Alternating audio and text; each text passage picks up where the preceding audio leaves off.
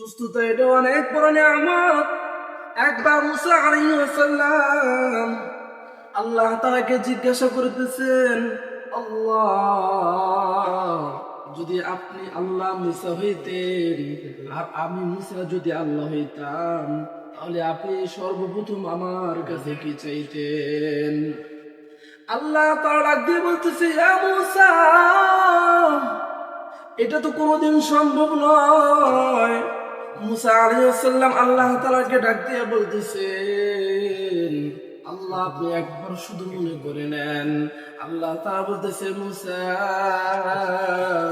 তুমি মুসা যদি আল্লাহ হইতা, আমি আল্লাহ যদি মুসা হইতাম, আমি সর্বপ্রথম তোমার কাছে চাইতাম, আল্লাহ, আপনি আমাকে সুস্থতা নিয়ামত দান করেন।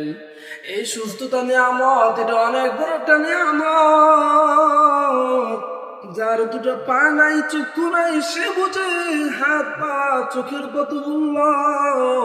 তার যে ব্যক্তি অসুস্থ সে বুঝে আর সুস্থতা নিয়ামত এটা কত বড়।